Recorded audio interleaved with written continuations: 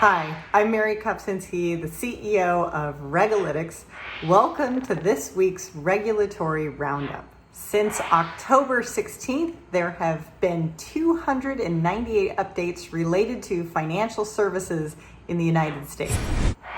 The regulator of the week is Montana. It starts back in January when the state auditor coordinated the Senior Financial Exploitation Team, which was a collaboration among many state agencies to combat elder abuse. So last week, the governor created the Eastern Montana Elder Justice Center, and to that end, the state auditor from the original task force went around to local senior centers to play Securities Bingo, which was created to bring awareness to elders about financial scams and traps.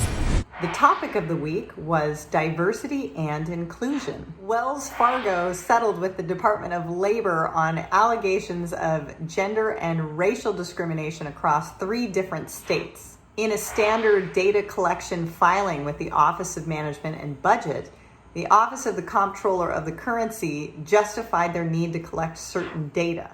Under Dodd-Frank, the OCC is mandated to ensure that women and minority-owned businesses and employees are represented across all levels of the OCC.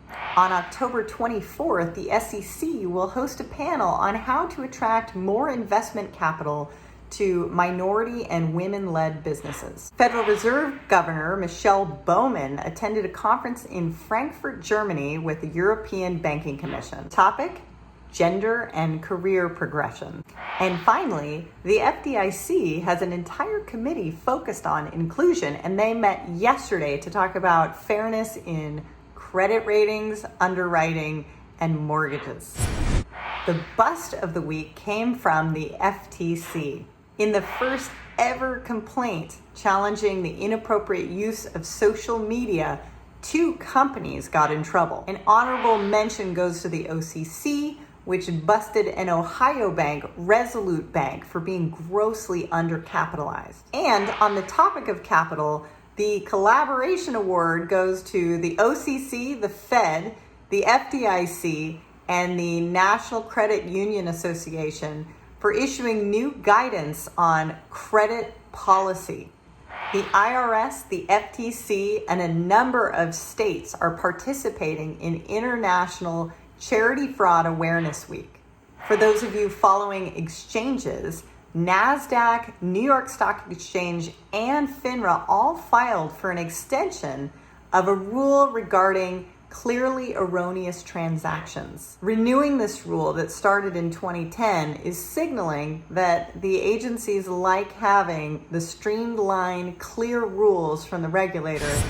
In crypto news, last week I mentioned that ARCA had filed the right to have an exchange register that focused exclusively on trading securities tokens. Well, the SEC rejected it, but they were really clear in stating that the commission emphasizes that its disapproval does not rest on an evaluation of whether Bitcoin or blockchain technology more generally has utility or value as an innovation or an investment.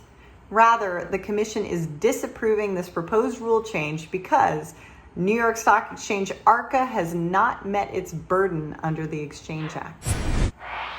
Finally, in state news, Ohio raised its legal age for vaping to 21 years old.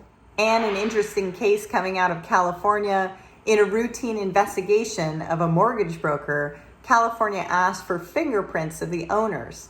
When they couldn't produce the fingerprints of the owners, it launched a large investigation into the mortgage dealer and discovered a number of excess broker fees. Let this be a lesson that even the small things can become very large if not managed.